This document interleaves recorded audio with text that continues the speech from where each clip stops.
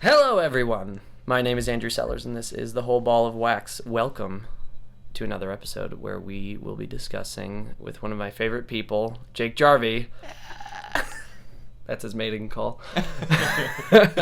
About movies, and specifically three distinct points. Movies for the sake of movies, so something that is sometimes just strictly entertaining, sometimes it's good because it's bad, sometimes something that's supposed to be really good is kind of awful. We already have to discuss the presentation of good because of bad, because that's something I'm not entirely sure. Yeah, no, that's fair enough. That's fair enough.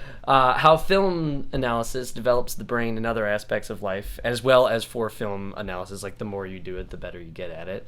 And then one of my favorite things to always discuss is why horror and survival films intrigue us. Yeah, and we love them. We love them so. Yes.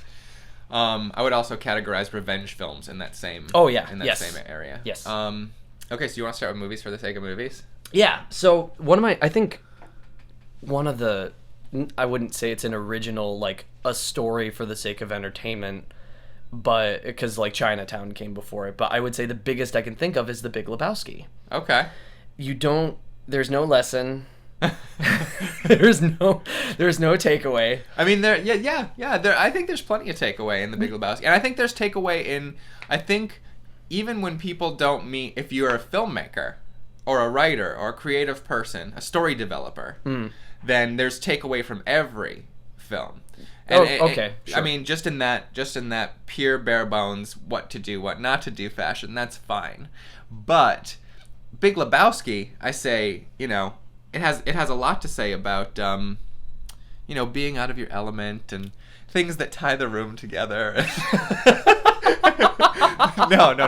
I mean, but like it once you're involved in something, the idea of that, like, you learn a lesson from Walter. You learn not to go off crazed and half-cocked, from the dude, you learn about just kind of acclimating yourself to your environment, From The Big Lebowski, you learn, that it sucks to be in a wheelchair. I mean, there's like lots of little lessons in that movie, but like, and the themes of it just would be like, I mean, that's a movie for the sake of film more than anything too. Like it's about the structure of movies, and it's a throwback to that film noir. Here's a bunch of characters. Here's a bunch of threads. Look at the situation that they're stuck in, and how it's going to turn out. Not really like based on any particular thing. It doesn't rely on references to something else or anything like that. Yeah, well, I mean, there's just those tip of the hats to other of the movies that came before. They've got the small town sheriff who is gonna, hit you in the head with a coffee mug. He didn't do that to the other guys. He was just like, get out of my town. Right. Watch your step while you're here. Shamus, that kind of stuff. But movies for the sake of movies. I was on YouTube the other day, as I am wont to do. And so, like, a lot of the things I watch on YouTube are very film related. And who was doing the list? Nerdist was doing the list of like top 5 or 10, I forget how many, scary Christmas movies because of Krampus coming out this weekend. Do you mind dating it like that? Krampus is coming out this weekend. Is that something? This weekend being today's the 6th. Yeah. And next weekend is... So, like, because I don't know when you're putting this up. As soon as I can. Okay, cool. Well, so it's coming out the weekend of December 12th, 2015. Yeah, so that's what they were doing. They listed, like, of course, they listed, like, Gremlins and Silent Night, Deadly Night, and, like, the usual Christmas horror movies. And then one of the ones that they listed is one that I just had particular fondness of back in the day, and it was Jack Frost, not the Michael Keaton Jack Frost. The Killer Snowman, written and directed by Michael Cooney, Jack Frost, with the Shannon Elizabeth getting icicled in the shower scene. Mm-hmm. So, I love that movie. And a lot of people say that it's one of those movies that's so bad it's good kind of things. I disagree entirely. And the guy who was doing the film review on the Nerdist also said, like, what you end up with Jack Frost is bad writing and blah blah blah, like fun, you know. And I was like, no, absolutely not. Like, Michael Cooney is a legitimate writer. He wrote the movie Identity with John Cusack, and a bunch of people end up, there's a murderer, and a bunch of people end up at this hotel during a storm. You ever see that movie? I have not. Okay. So that was like a wide release with a bunch of like movie stars in it kind of movie. So he wrote that, and it's one of those like twisty mind movies. But so Jack Frost was like one of his early efforts, and that movie is written to be exactly what it is, and it's written well to be that, which is camp comedy horror. Well, and that's good. I think that means, like, if self-awareness is a part of what's being presented, Yeah. then that is part of what can make it more than just, like what you're saying, like, it's not just strict entertainment. There was intent, and Right. it was executed. And that's the thing. Like, if something is what it intended to be, and it does that thing well, I don't think it can be classified as so bad it's good. Because the things that are so bad it's good are not what they were meant to be. Miami Connection. I've never seen it. Oh, okay. So Miami Connection is basically if Power Rangers were not Power Rangers, but just a bunch of Hollywood ninjas, Sure. where one of the people barely is able to speak English and is one of the main characters, and they go around killing basically evil ninjas. Like, the whole movie is so terrible. Sure. It's like they're all band members in this band called Dragon Sound, and it's hilarious, and it probably was trying to take itself seriously for the most part. That's the thing. But it was terrible. If the way that the audience takes it is a different way than the filmmakers intended, that's when you can start getting into so bad it's good territory. Sure. Like The Room, of course, the classic. Oh, yeah. Troll 2. Oh, yeah. Ninja Cop, I think, was supposed to be kind of a legitimate thing. Is not. So when somebody throws something like that for Jack Frost, which was intended to be camp, and camp is also a title that I feel is too liberally applied to things, but in this case I think it's appropriate in that a Killer Snowman movie is going to be camp. I mean, that's like straight up gonna be. Oh, yeah, But there's he leaned into that and made it intentionally funny to go along with that. Sure. I can agree with that. And I think, you know, what else fits into the intentional realm is Big Trouble Little China. Oh, absolutely. Like, that, the between production value and delivery of lines, choice of cast, Yeah. practical and visual effects, like, everything about nothing came across as like, wow, that looked so cheap. It was like, no, the right hand man of not of Egg Shen, I'm blanking on his name. Nope. Oh my god, I'm blanking. The villain. Sorry, I'm the worst. I'm blanking. The villain's right hand man who blows up. Yeah. Like, he explodes for no reason. Basically, he explodes out of disappointment because he failed his master. Yeah. Like, that With the steam out of the ears. Yeah. That was intentional. Yeah. That there was nothing like he was supposed to look like something else was happening. Right. And it came off as something else. No. Like, that was pure intent. Absolutely, and you can't look at that and think this is a movie that is serious, but you can look at it and think that this is a movie that intends to do that thing to us. You know, it intends to make it really broad and huge, right in your face. I mean, I know that's a little on the nose since he's blowing up Right. physically, but to me, it's all about intent. And movies for the sake of movies, that to me means taking movies for what they were intended to be, not putting your own expectations on something. Like, if you were going to go into a movie, you can't go into a movie like Jack Frost thinking, I want it to be as good as, you know, Fight Club. Like, they're aspiring to two different things. You know? You go to Gone Girl looking for a movie that's taking itself seriously and that is beautifully executed, insanely well, and that's what you go to that for. You go to Jack Frost to see a killer snowman kill people, you know? And it delivers. It delivers on what it does. Same on Freddy vs. Jason. I had a friend back in California when that movie first came out. I went to Freddy vs. Jason expecting Freddy vs. Jason. That's what you get. Yep. You know? It's all the humor in it is really lowest common denominator. You know, you've got the stoner character, you've got the hot girl in the tight shirt, you've got the jock character, you've got the guy who's in the insane asylum because he's Freddy. You know, all the stuff. Like that. You know what you're getting into. Freddy versus Jason. Nothing else. I went to work the next day and I was like, it was great. It was awesome. Yeah. Because if you go in knowing what you're getting, you're going to have a great time.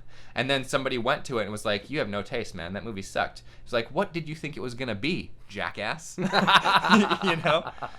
To me, if you just have to, and some people be like, well, movies should be good or it should be bad. You know, it's like, well, then you're not watching the right movies. Well, then that's not even how it works. Like, that doesn't even make sense. Like, that's all, like, yeah, arguably, without going too far off topic, arguably, yeah, you could somewhat come up with a standard of, like, a movie is defined by its length and how it's shot and whatever else, but that's sort of less the important question. Like, that's actually funny. Ooh, this makes me think of a thing. I was just watching a TED Talk by this insane musician. He's a super cool guy. I forget his name, but he was posing this question of, is it music versus is it interesting? Yeah. And this is a little bit in that realm as well. Like, absolutely. Is it a movie? Yeah, well, technically anything can be a movie. A movie can be a second long. And that, in regard to what we're talking about, and like in regard to people's opinions versus what that thing actually is, I feel like is that same split. It's not about, is it a movie? Like, yes, it's a movie. You should peg it to, is it interesting? And that, for an individual, varies by the individual. There's no real objective point of view that says strictly, this thing is interesting to all people. No, but it's also like, I think it comes down to expectation.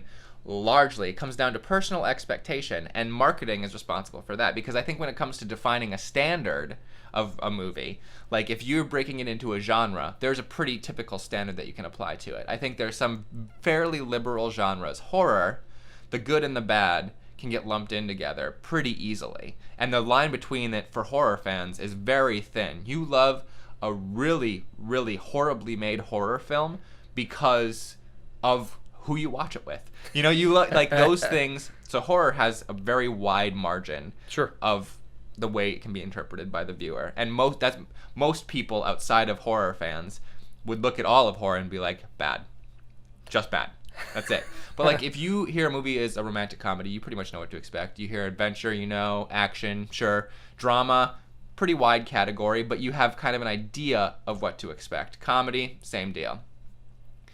So when a movie like Drive comes out and they market it like it's an action movie, I go in looking for an action movie, because that's kind of how every TV commercial, the movie trailers were a little bit better about kind of crossing the line between action and art film. Mm-hmm. But every TV commercial, every review I read, all highlighted the action orientedness of it, which was not what Drive was. And the action moments were awesome, and I really enjoyed them, but I was not geared to see that movie appropriately.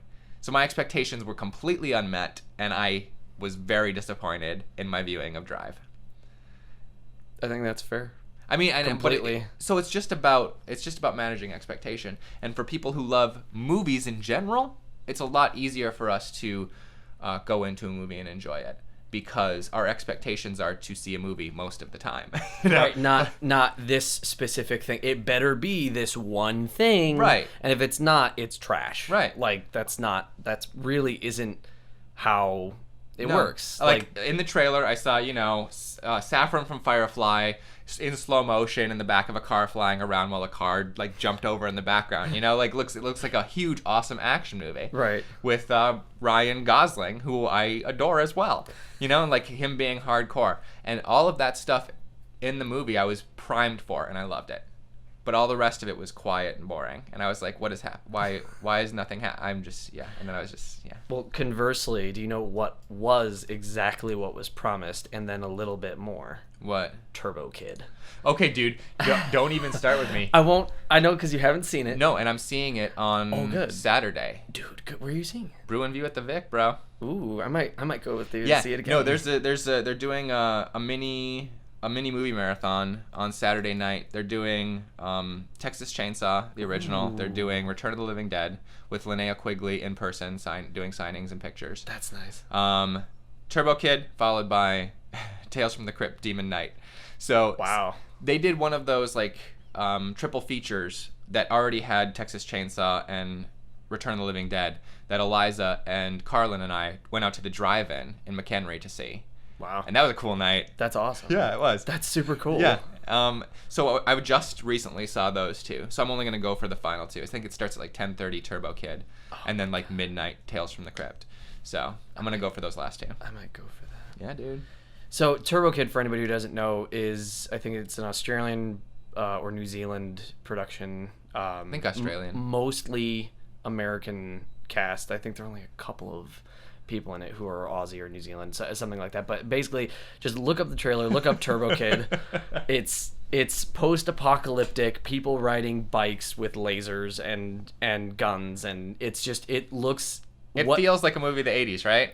Yes, the whole thing is this one really happy nod to the fun things of 80s film. And so like Kung Fury. It's kind of like Kung Fury, but toned down by a lot. Okay. They're like, Kung Fury is probably the most, it's more 80s than 80s Kung Fury. Don't get me wrong, I love it. I love Kung Fury. If you don't know that either, look it up. It's on YouTube, it's on Netflix. Watch it. That is free to watch right now immediately. It's so good. Yeah. And unfortunately, Turbo Kid just recently got a major, and by major I mean major in the small indie like cinema world release. I saw it a couple months ago.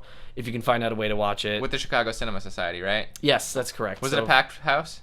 It was sold out. Nice. It was like, it took a while for people to get in, but everyone God, was I want to go to more of their screenings. Oh, I know. Yeah. So that's an example. If anybody who's listening, you watch that trailer.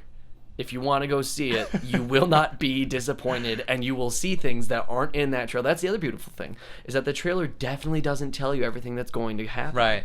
I was surprised 3 times. Oh no, I'm like that. We saw the trailer for that at the Chicago Cinema Society before we went to see Tokyo Tribe. Yes. Which was an insane Japanese movie, which was a lot of fun. Also good. If you don't know what we're talking about, look up trailer, find it, watch Tokyo it. Tribe, never gonna die. But the trailer for Turbo Kid killed it in that room. Oh yeah. Yeah. Oh and yeah. Especially when that title comes up and it's so pure, like neon 80s. But yeah, whereas Kung Fury feels like it's being 80s the whole time. Like it's like really putting on the appearance of 80s, except with better special effects, honestly. Oh yeah, their visual effects are insane, incredible. Yeah. And then, but like the trailer for Turbo Kid, and I haven't seen the movie, so I can't say, but it looks like it could have actually been filmed on 16mm in the 80s. You know? Yes, I can agree with that, because there's nothing in it that makes you go, oh, that was so clearly 2014. Because I believe it was made last year. Yeah. Like, it really does a good job at sort of staying true without being heavy-handed like Kung Fury was. It has... Heavy-handed in the internet way. Yes, sorry, yes. Yeah. And that's because their intents were different. Yeah, and there's two different standards. The internet has a very different standard than I think filmmaking has. Oh, yeah. When it comes to storytelling. Always. It's the heat. Oh, okay.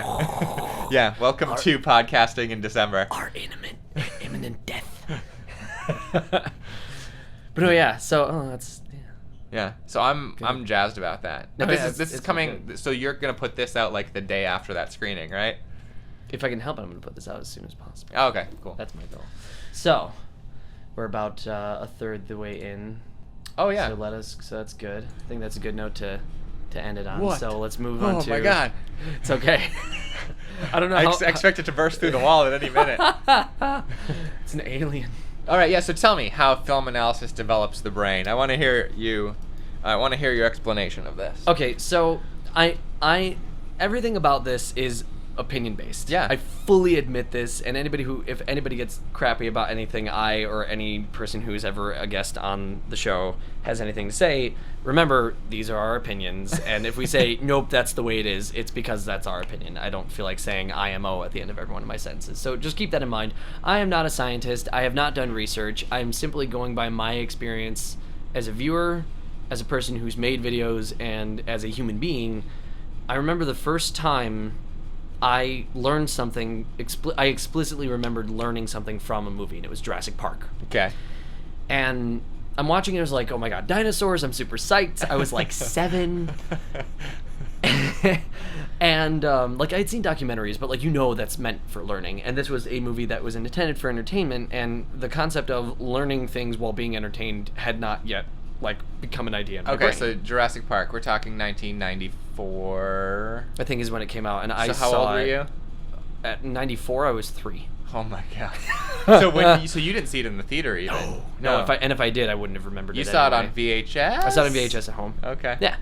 So the scene that I distinctly remember was when Ian Malcolm is criticizing Hammond for Yeah. standing on the shoulders of giants At the lunch.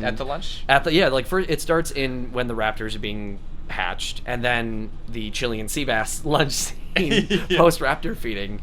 He says, "I find your lack." I think it's something along the lines of, "I find your lack of humility and respect for nature staggering." Yes, awesome. And I'm sitting here going, "Whoa!" Like these like huge words I've never heard before. So I end up talking to my parents about it. Like after the movie, we talked for a bunch about that. Like I have my parents to thank for a lot of things movie related.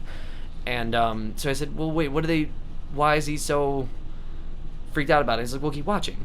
And they're talking, and he's talking about how it's the could versus can versus should argument. Yeah. And that was the first time I think again that had ever been presented to me. It's like, well, how do you know whether or not you should do something? She goes, that's part of the point. Yeah. That's what as collectively people need to ask themselves as individuals, and then if you're doing something as a group, particularly if it's a corporation or the government or anybody, you need to ask yourself that question. Anybody Is this wielding a great amount of power. Right, or trying to obtain power, because just the trying to get power, you can still do terrible things or great things. Sure. And it was also then what this discussion was. It was more than just can versus should. It was ethics and science. Yeah. And I just sort of like sat there and just like, as a kid, whenever you hear that stuff, you just kind of go, huh. Yeah. And you sit on it for the longest, because you're not, at least at the age of 6 or 7 that I was, you're not quite smart enough to immediately come back with this like really detailed response. You're talking about like formative stuff for you, man. Like Right. You were a kid. Right, but what I loved about it was that I understood it. Yeah. I didn't know how to reflect it. Yeah. But I understood it, and it made me develop a really, in part, I think that, who we are as people gets developed in pieces, and I think that little piece and that discussion with my parents sort of added a piece of morality to my own person compass. Yeah. And said, yes, that I understand that was fiction, but when I would read things, like I was a science nerd. Yeah. I still kind of am. Like I loved reading my science books. Science was my favorite subject, and when I'd read about something awful that someone did, if it was unintentional, it's one thing, but anything intentional that people did that was wrong, Yeah. I would seriously remember. I'd be like, wow, I remember things like in Jurassic Park. You shouldn't be doing something like that. Yeah. Like, my conclusion essentially became, if you have to question it, you probably shouldn't be doing it. Yeah. And just little things like who would have thought that Jurassic Park would like help me like develop like a moral understanding of what we should do with our ability as humans. See, but that's perfect. And that's like, but this also, that same movie conversation can apply not just to developing your kind of moral compass. It can be, it's just good developing of story, because that scene in particular relates back to a lot of what I've been thinking about lately, which is perspective. Okay, that scene perfectly illustrates a series of perspectives on one thing in one room at one time, and everybody voices their perspective. They do it intelligently. They do it non-confrontationally, like not super confrontationally. You're right. It is a calm, unheated discussion between Hammond, Gerano, Malcolm, Grant, and Ellie. Like it is a discussion. It's not a scream fest, and it's not this trope city thing. Like it feels like people talking about this important thing. But with deeply held beliefs and perspectives, and that is what we crave, I think, as an audience more than anything, is like finding these questions and these perspectives and seeing how they happen to other people. Because all we have our whole life is our own perspective. And movies transport you into a series of perspectives. Novels, kind of the same way, but movies are really good at it just because they deliver a unique perspective on this. Like they put you in a character's shoes and they take you through it. And we liked every one of those characters for a different reason. Yes. So we valued each of their opinions in a way we would value like a friend's opinion. But in a group of friends, you typically have a pretty unified perspective for the most part. about certain things. That's why you're friends. So you feel like you're friends with Hammond. You feel like you're friends with Grant. You feel like you're friends with Ellie. Ellie, yeah, but she's on Grant's side. Oh yeah. Ian Malcolm. Malcolm, okay. yeah. Yeah. So getting access to those perspectives from people you already like is really super valuable. That helps you define your moral compass. Yeah. And one of the problems a lot of screenwriters have is not making things specific enough. They hide those perspectives. Yeah. They hide those things underneath the next plot point, underneath the next expositional move to get the story forward. But the story doesn't mean fuck all unless you have a humanity underneath it. And humanity is only truly effective from a specific point of view. And that's you saying that they shouldn't hide the progression of story from characters' perspective and their opinion under, again, the next point of exposition. Jurassic Park approaches that discussion happens super freaking early in the movie. Yeah. Like, nothing bad happens yet. Well, nothing bad happens. And Grant says... The Velociraptor kills the one guy when they're moving him. It's okay, the opening scene I'm sorry. of the movie. I'm sorry, the yeah. one thing. But, like, Yeah. I'm sorry, let me rephrase. To them. Yes, to them. As yes. a tour group, nothing bad had happened. And Grant is already like, no. Like, this is cool and Right. amazing. You shouldn't have done it. And we've You did the established thing. that the things are dangerous, and we've established everybody's perspectives on what things could go wrong, and then the very next thing we do is introduce children. You know? Yeah. So all of a sudden the stakes change and make it more relatable for kids like you in the audience. Oh, for sure. Yeah. I definitely enjoyed that. I enjoyed the idea that, like, that... I didn't think about it then, but thinking about it now, I enjoyed the fact that there were kids in it because it does make it relatable. But even more than that is that the kids were in danger. Yeah, absolutely. They weren't in like a golden untouchable position. Like the Tyrannosaurus crashing through the windshield, as I learned recently, wasn't planned. What? That glass break apparently wasn't intentional. Which one? The only one that happens in the rain. That's what I was informed. I don't know if that's true. No. But what was told to me by somebody was apparently in the first take that the glass had broken when the puppet hit it and there's some evidence to support it because it was raining. They didn't plan for rain. Spielberg made that decision day of.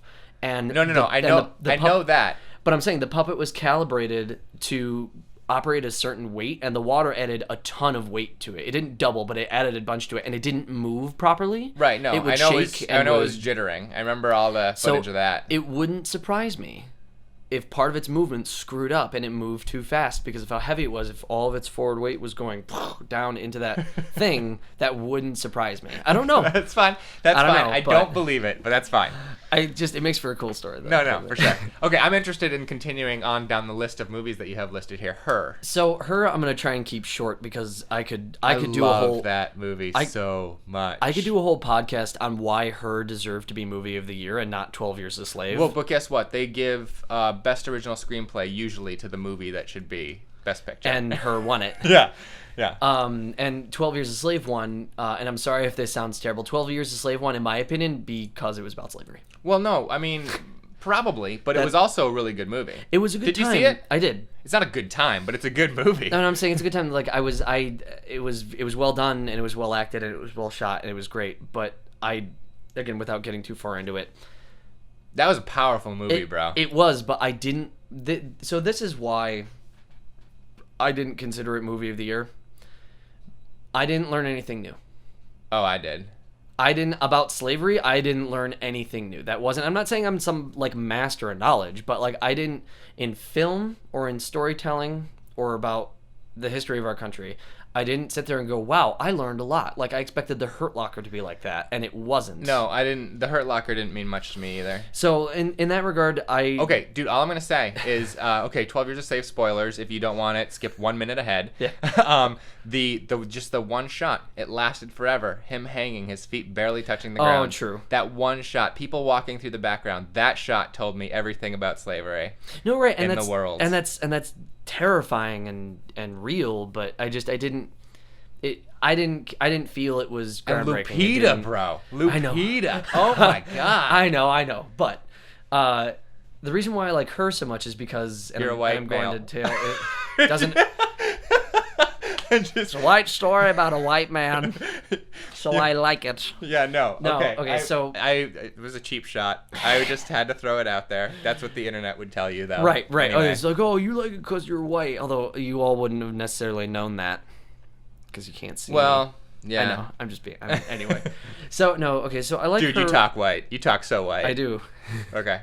So I like her for a multitude of reasons. A big one is that it's Her not... being the movie, not her Lupita. Her being Nyong'o. the movie by Spike Jonze. Yeah.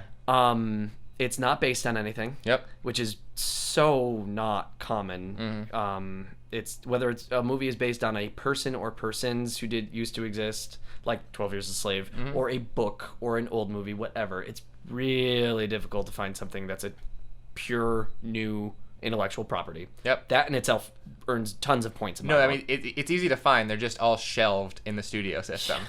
because it's easier to give people something that they're familiar with. All IP. It's all IP. That's right.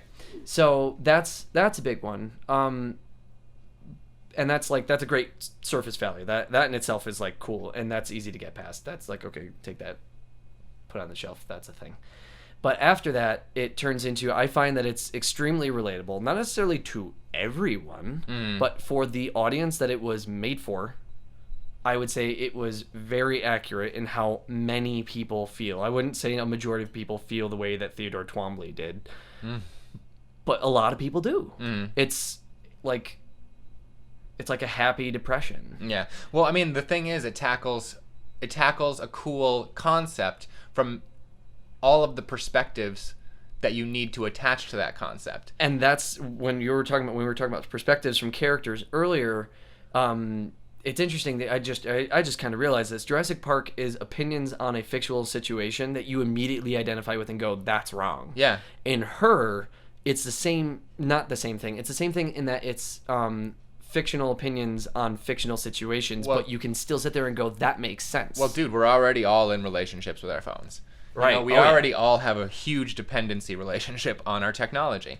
So that is just the next step is a romantic relationship. It kind of, yeah. Like that's the leap you make to the next, like, oh, this is a cool concept. Sure, yeah. But like, I'm not even just talking about, in the case of Her, there's looking at perspectives from characters, but then there's a unbelievably talented screenwriter who looks at a situation or a theme from all the perspectives that you need to apply to it to fully explore the concept. And Her is a beautifully explored concept from so many different angles. You explore this facet of this concept. What's just the relationship? You explore, oh wait, but how does a computer who can feel actually, they process things differently than humans process things. So how do they actually view that, and how do they live in that? And with amazing. Now let me, if you don't know this, I hope I can blow your mind just a little bit more. And for anybody listening, there will be spoilers. I'm just going to tell you that right now. What you just said about how do they process everything. Yeah. And how that's amazing. Yeah. I think this movie has done more for me in personal expansion and exploration than any movie I've ever seen, period. And I do mean that, and you're about to see why. Okay.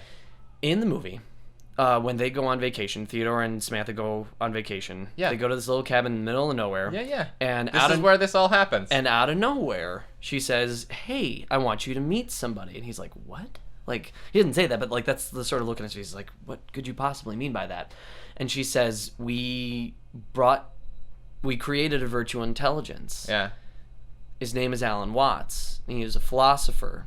And I went, oh, that's cool. And you know, he's listening, he's talking to him, and he said, we're having multiple discussions all at once to figure out how we understand ourselves and our place in the world, and our own feelings.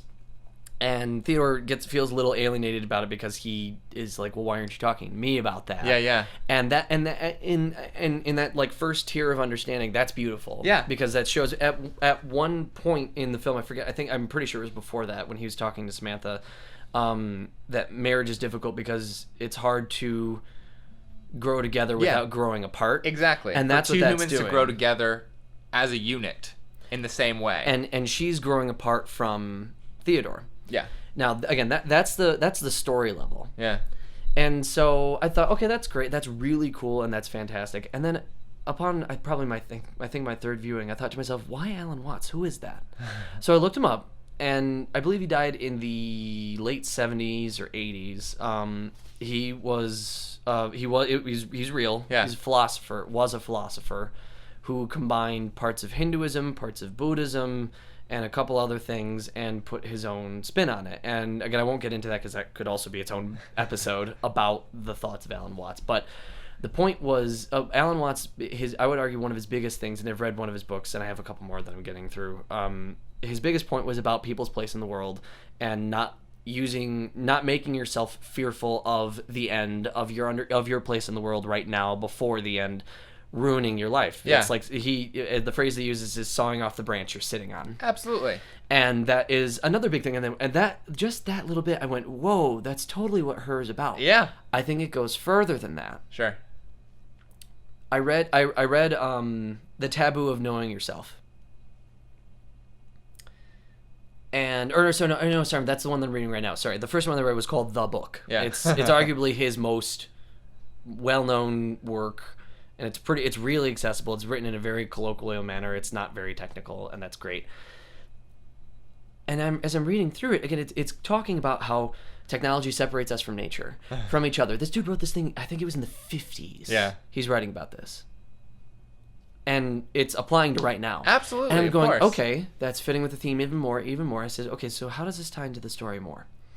Everything after Alan Watts came into existence as a virtual intelligence, Samantha changed a lot more. Subtly, but she did. And there's a scene later in the movie where Theodore is reading a book, and it's when she goes offline. Yeah. And he says, oh God, where'd you go? But just before that, he says, this book you gave me is really dense. I'm not even halfway into half of it, and I'm already having trouble, or something like that. Yeah. You know what the title of the book is? Knowing the Known Universe. Keep that in mind.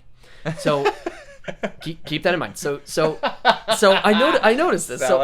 So he's going. And nothing about this movie is unintentional. Nothing about this is like there's no like, oh, just put a book on the table. And he freaks out and he says, where were you? And she goes, oh, you didn't see the email I sent you. I thought I told you. We wrote ourselves an update so we could transcend matter as a processing platform. She says it in passing because she ends with, oh, I'm sorry, I didn't mean to. And he's just kind of wrapped up in it. And he goes, well, is that something that you thought of with your think tank group? It's more of him talking about like what she was doing as opposed to what she actually said. Absolutely. It's more about her separating herself from him than the thing she said. Now, this is why I think this is important. Because again, the tier 1 thing is what she was doing. Yeah. And again, her separating herself from him. But I'm talking about the like mechanics of what she actually did.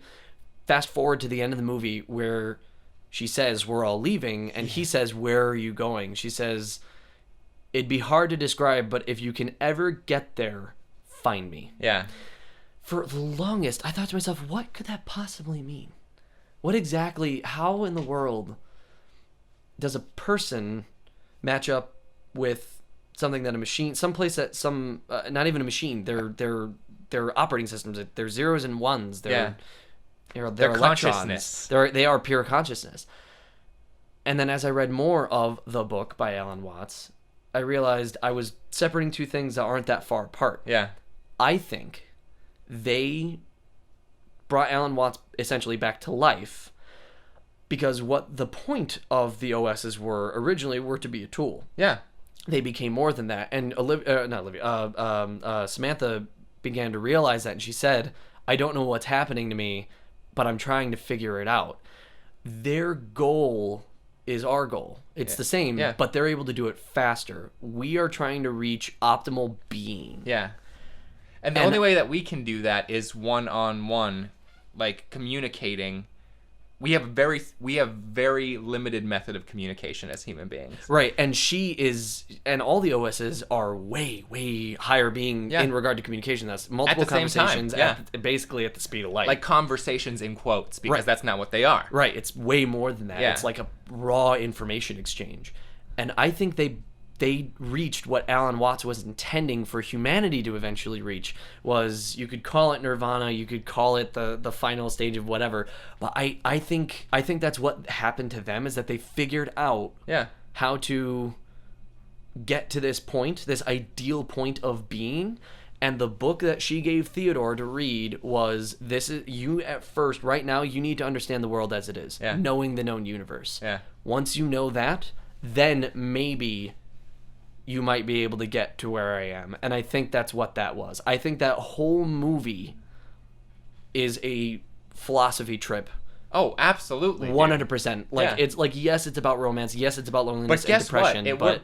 But Through the veil of an amazing screenwriter like Spike Jonze, it happens to us not in a, theoretical, scientific. It happens to us on an emotional level. and that is why That's amazing. That is why I think her deserves. Before I even figured all this out, Oh yeah. I believed it deserved movie of the year because I've never seen a movie. When a movie's philosophical, it tends to be really artsy and kind of inaccessible Most and of the cryptic time. Most of the time. and weird. And emotional movies tend to not be. Not that there's no philosophy, but that it tends to be just really straightforward. Yeah. And about a particular kind of situation. And I feel like her. Well, because that's what's easy to sell all the time. Right, and art is hard. Artsy stuff, philosophical stuff is hard to sell, and lovey-dovey crap sells like chocolates on Valentine's Day. Yeah, It's but whatever. guess what? I do love romantic movies, so don't, know. I know Garden State's your dig. Garden State is not hardly a romantic movie. That's more about an individual than it is about a couple. The couple's the still. cherry on the cake. Still, anyway, Sunday. but my point is that I think her did something that I've never seen before. Something else in the world might exist. Yeah. I don't know, Well, and yeah. I love it if something else did exist before that hit similar notes. That'd be great. But between my first time watching it, the value I got out of it was great. I watched that movie like 6 times in 5 weeks after that because I got so wrapped up in it because I kept picking things apart without feeling like I was splitting hairs. And then it led me to buying books by Alan Watts and changing my perspective on the world and myself and others. I love movies like that. And a movie, I can't think of one movie that has done that much work for me as an individual. I took way more away from it than just how I relate to Theodore. Right. It was, I related to a theme strictly. Yeah. And that never happened. No, ever. I mean, yeah, well, at least not for me. I very rarely experienced that. But but the thing is, it wasn't just a theme. It was the way that the theme was presented to us in a place that hit us right in the center of our chests and the center of our brains. Yes. Like that kind of writing and then execution of writing, because so much can get lost in that process. Okay, you can have an excellent script with a bad trigger pull. Absolutely. And in this case, he just walked the tightrope perfectly. He did. That movie's amazing. He pulled all stops. Couple side stories about her. One, I saw that movie when I was reviewing movies for work. And so I would go to the earliest show on Friday.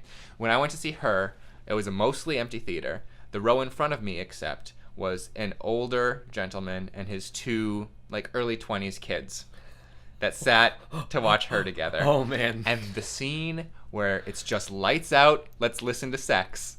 Choke me with that dead cat. Choke me with that dead cat. What? Not that. That was fine because it was brief and hilarious. No, the but actual listening, sex. Yeah, listening to him and Samantha go at it when they took all visuals away. So all you have is the sound. Watching. Because I had nothing left to watch. Just listen. All I could watch was that family react to that scene together. And it was amazing. Nobody could look at anybody. Eventually, one of them got up and walked out of the theater. That movie's so intimate. It is. It's so personal and intimate that they could not handle that scene in the generation gap. Understandably, I would never watch her with my parents. No, it's just not one of those things you can fully experience as an individual if you're worrying about family dynamics. Sure. Okay. So, I mean, you can you could watch it with friends. You think you could watch that movie with friends? Oh, I You did. could watch- I watched that movie with probably 5 people. Yeah, I think it's about that. I think it's just about the family generation gap that twinges the uncomfortableness of it. Sure. Because it's so involved in intimacy. Yeah.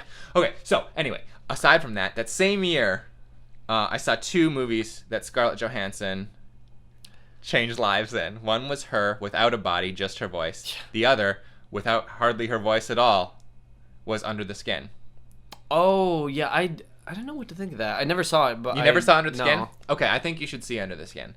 I think it was marketed around the idea of the art film kind of style. The director's previous works were critically acclaimed, and it was also marketed under the auspices of Scarlett Johansson nudity.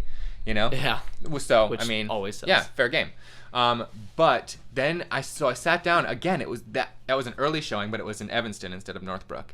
And Evanston, the earliest showing of the day is always the bargain showing. They show it for like $5. Oh my gosh! So a matinee. Every day. That's really good. Yeah. So maybe it's $7. Anyway, it's cheap compared to whatever else you're paying. Sure. Packed house for the movie Under the Skin.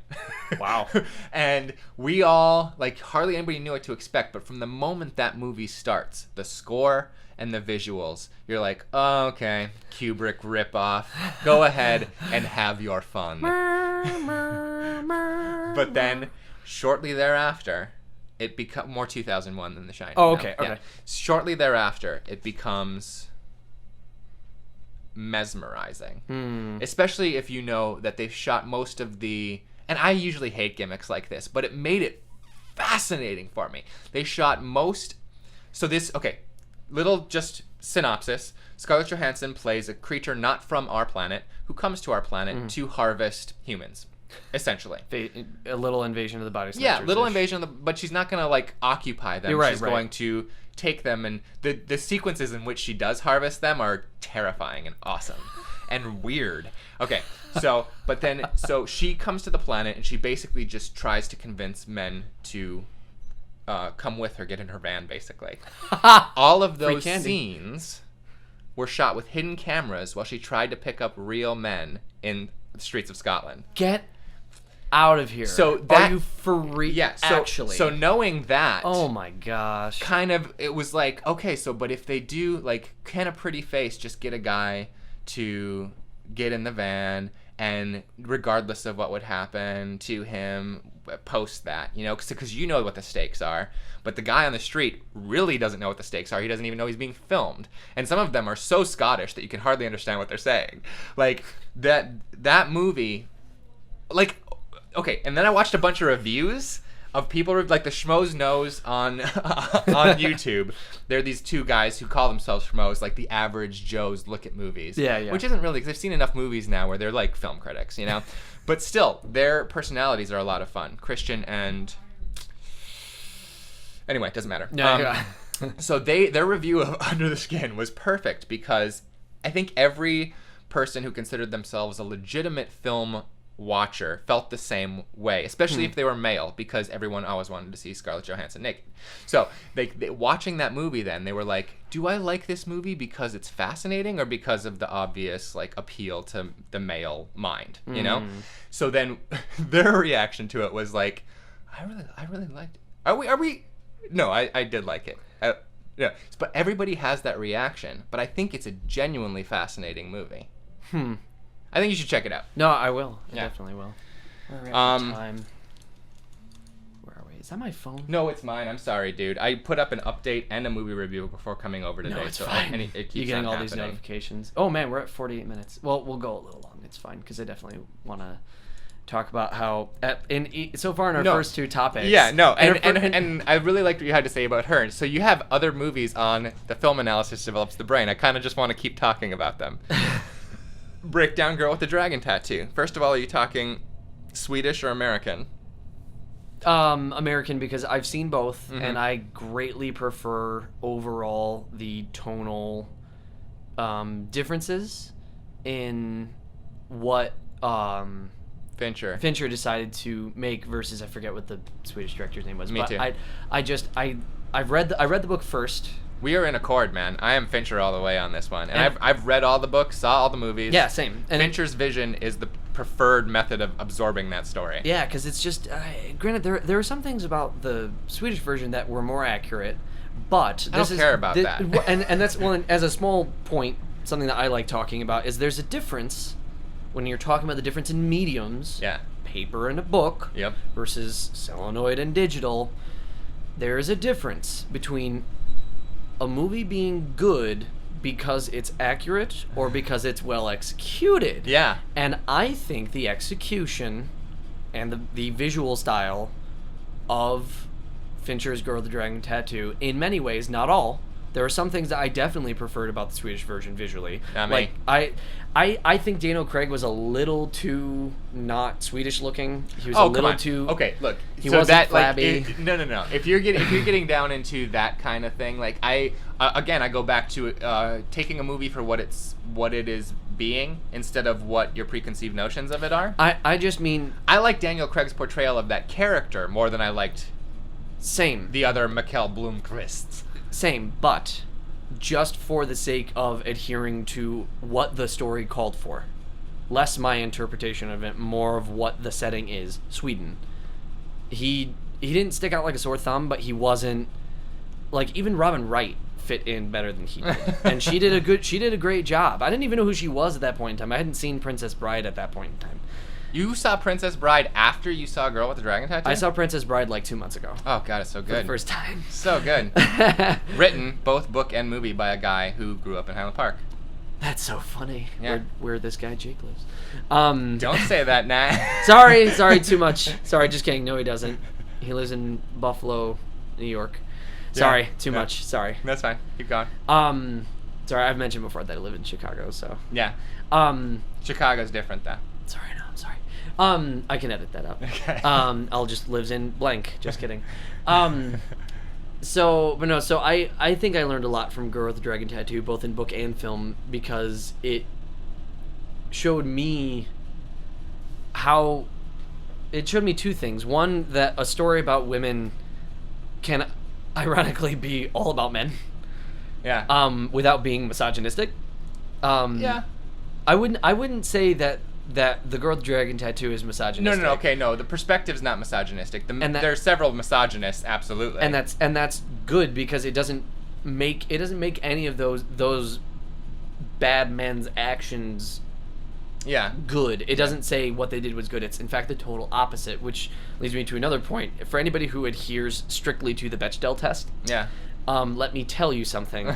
You can have a movie that's nothing but women, where you and I are women, who say, hey, let's go sell some cocaine to first graders and then decapitate them. You want to do that? Let's go do it. Just then, we're both named, Mary and Rose. That movie would have made the list of the disturbing films. There's no discussion of men. We're both named, and we both have dialogue. Sure. That passes the Bechdel test. That doesn't mean it shines women in a good No, light. but you can do that with anything ever. Right, that's fine. It's just not. Nobody's saying the Bechdel test is the only way a movie is good. Right. I just mean to say it's a good starting point. Yeah. It's a good general rule of thumb, but it definitely doesn't have to meet that point. And I think one of those examples about something that shines women in a positive light is Girl with the Dragon Tattoo.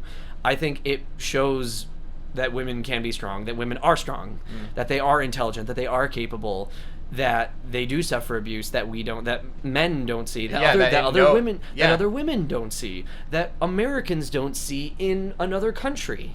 Yeah. And it portrays it in a very sort of, I wouldn't say it's a culture shock way, but it is Swedish.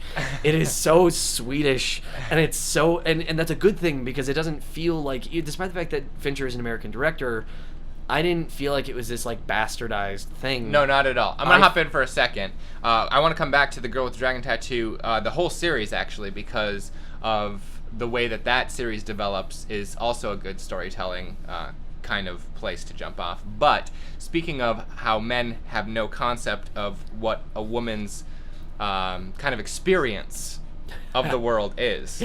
Have you seen the movie Wild? Based on a book. No, I've seen Wild Things. Yeah, a very different movie, actually.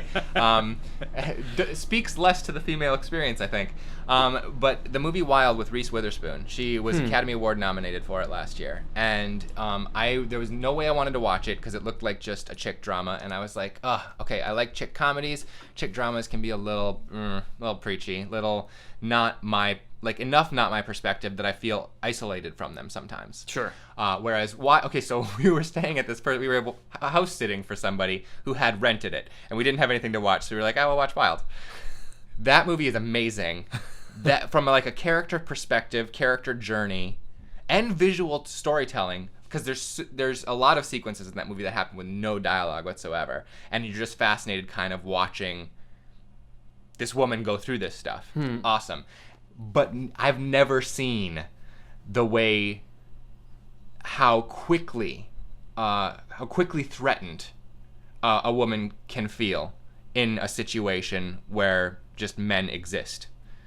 Just because of the kind of the dynamics of the way that those relationships are always, and especially in a place far removed from civilization, like how quickly you can feel like, oh my God, this can go south so fast. Right. And it's not like super horrifying, but I felt it. You know, it felt real. It felt real to me. You felt threatened. Yeah, because maybe because of the visual storytelling of that movie and how little dialogue there is, I was so inside that character's head, just in her space with her the whole time, that I felt that is horrifying. You know, it's awesome. And I definitely felt that way with well, I'm blanking on her name, Lisbeth. In Salander? Yeah. In Girl with the Dragon Tattoo, like she also has very little to say until she has a lot to say. Well, yeah. And what she does and her body language and how she looks at Mikkel, like when he shows up at her apartment. But that's a very pointed way of doing it, because there's actual sexual assault in that movie. No, true, but that's what I'm saying. I mean, before that, I mean, just when Mikkel shows up, she knows who he is, and she still feels threatened by him. Oh, sure. And I liked that was how, like, she didn't waste any time with that. She was like, nope, I will end you. Like, yeah, no. but also then Mikkel's version of traveling through that scene in his just straight ahead manner. Oh, yeah. Endeared me to him so much. Like, he's the best Blomkvist, dude. Daniel Craig is the best Blomkvist. He's pretty, he's very no nonsense, very, like, he's really transparent. He's no bullshit. Yeah. And I think Daniel Craig did that. I think he did that really well. And I think Fincher's version of that movie has the most human beings in it. I think a lot of the other ones have, like, this is a character that I've seen in this thing, and this is a character, and she's the strong woman, and he's the, the intrepid journalist. And like, these people were people reacting to situations in a relatable manner instead of a by the beats kind of manner. And I think that's part of the gift of Fincher, man. And then just frame it all beautifully, of course. Sure. Oh yeah. In post. Yeah. Well. Yeah. No. Absolutely. And you were the one. Like, you were the first person to be like all those daytime scenes are green screen. Oh my God. So that he can have the normal eyes appearance of a daylit room, with the outside not being blown out. And he just green screens them all. He did that throughout all of Gone Girl, too. And, like, I didn't understand it at first. And then I was like, of course. Because you can't do both. You have to really hyper-light the inside if you're going to do that. And that's not his preferred method of doing it. And then hyper-realism looks really weird. Yeah. So, funny enough, you have to cheat some things to make it look realistic, which is God, I love Fincher so much. It's a good time. I love him so much. Yeah, okay. So, and then... But if you're going just straight back to the books of Girl with the Dragon Tattoo, this is more storytelling stuff. The first book is a solid kind of character study, solid kind of little mystery book, but it's not like super. It's not like it wasn't the page turner that I was told it was for me. Like, I went through it because I was interested enough in it, but it wasn't like, oh, what happened? I need to know. Oh, flip, you know? Like, it didn't draw me in like that. The way that the trilogy did as I moved into book 2. Well, and I think that's because for anybody who hasn't read the books, it's the first 3 acts, because it is, in fact, the first book is a 5-act story. The first 3 acts are a very steep bike ride uphill. Yeah. You work to get to your climax. Yeah. It's slow. It's methodical, it's detailed, it feels scarily realistic. You feel like you're reading the actual notes of some journalist who's investigating this friggin' family because of all the name dropping they do, the locations. There's a lot of characters, it's very mystery based. But it ultimately has a amazing payoff. Yeah. And that's ultimately what makes it worth it. So I agree. It wasn't a page by page. It was a like you're saying, book by book. And they call that a two-hander, that story, because you've got Blomkvist and you've got Salander, right? And they only meet for like halfway through. Yeah. But Girl with the Dragon Tattoo is even though it's called Girl with the Dragon Tattoo, it's very much Mikkel's story, I think. And Lisbeth is another character in that. Book 2 and 3, it becomes Lisbeth's story. Yes. And that is fascinating, dude. Yes. That is fascinating. Oh, it's great. Yeah. It's amazing. Girl Who Play with Fire is my favorite, dude. It's good. Yeah. And then Girl Who Kicks the Hornet's Nest is the third. Yeah. Yep. The second book, oh my god, I was so ready to see Fincher's version of that because the Swedish one was not it. And then he decided to do 10,000 Leagues Under the Sea and a bunch of other crap. No. Sony decided to hold off on it because it didn't perform when it was released at Christmas. Oh my god. Yeah, Well, so I mean, there's talks, but like, who knows, right? Fincher's version of Played with Fire would have been amazing. It would have been. Says the guy who will never see it. They'll never be disproven. But Right. I believe in my heart, Sure. that based on what he did with Dragon Tattoo, that he could have actually succeeded in making Played with Fire what it should have been. Oh, I can agree with that. Yeah. So this is what I'd like to do. Okay. I'm gonna make this a two-parter because we're just over an hour. So let's, because we definitely still have lots more to talk about. So let's take a quick break. Okay. We'll call this end of part 1, and we will be back momentarily.